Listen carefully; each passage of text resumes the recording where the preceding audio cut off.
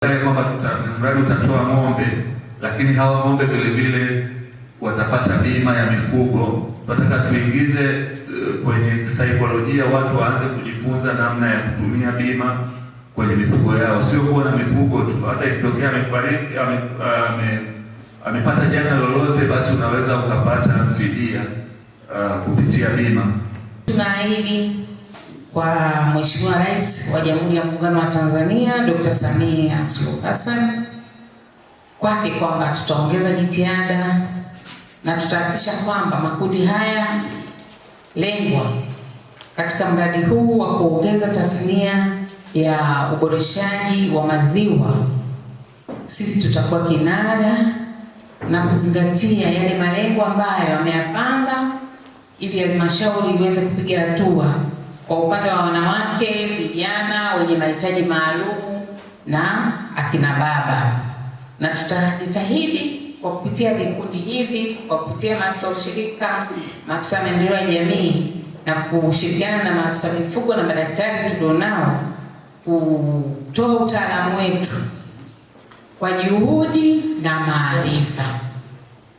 Kwa nini nimetaja hizi sekta nne? Kwa sababu hizi ni sekta mtambuka ambazo zinashirikiana kuhakikisha hii programu muhimu ya miaka 5 tunaiboresha, tunaongeza uzalishaji, tunaimarisha usalama na ubora wa maziwa na tunasimamia uratibu wa programu nzima.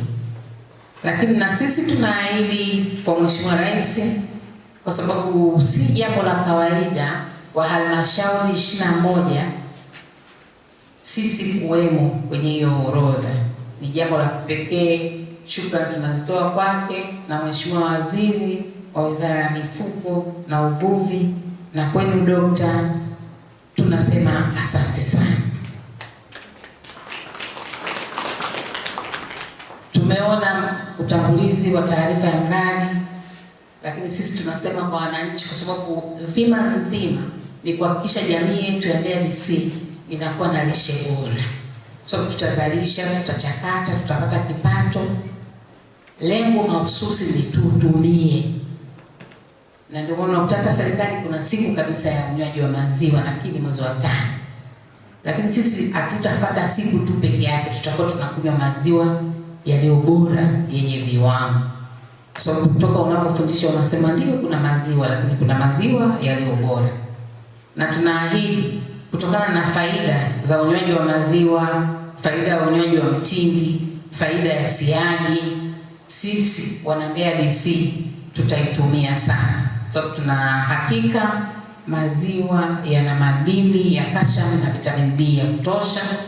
Kama tukimuimarisha mtoto wa Mbeya DC, tutakuwa tumeitekeleza azma ya serikali katika zile sekta mtambuka za afya, kuweka afya bora na lishe na kuimarisha mtoto, kwa sababu tutaongeza kipato, ndio tutasimama kwenye mradi, lakini tunda linalofuata ni tutumie, iwe mazoea kunywa maziwa ili tupate virutubisho.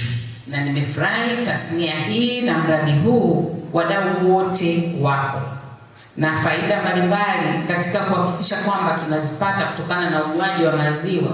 Tunaimarisha afya na hata ngozi zetu, kwa sababu tunajua madhara ya upatikanaji yanayotokana na kuwa na ngozi yenye changamoto na matibabu yake ni gharama.